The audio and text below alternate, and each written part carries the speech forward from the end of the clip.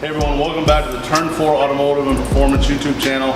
We are going on episode 3 of the 2020 F150 build.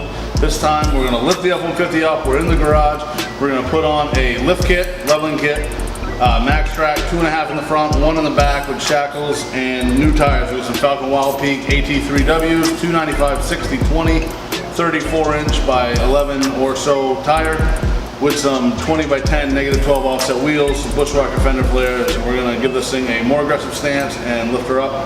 And here we go.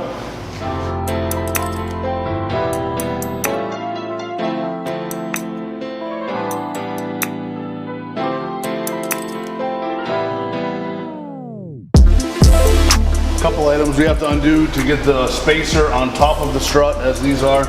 You undo the tie rod end, one nut there, one nut on the upper ball joint. They're going to break both of those joints free. There's 2 bolts in the bottom of the strut and 3 bolts on the top of the strut. The strut will then come out. We'll install the new spacer on top and put it all back together. In the rear, we're doing a 1-inch shackle lift made by maxtrac.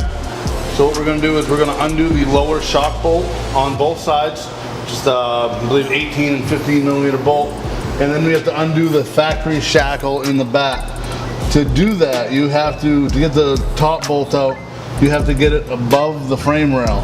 So the easiest way to do it is to drop the spare tire down, put your impact gun in from the other side, and you're going to undo this bottom bolt, pull it out, and then you'll jack up on the back of the rear end or use a floor jack or tranny jack to get the shackle above this frame rail, and then you can pull out that bottom bolt, or you can get it down below the frame rail and pull out the bottom bolt. Either way, you got to move the rear end up and down to get that bottom bolt out and put in your new shackle, which, as you can see, is a lot shorter.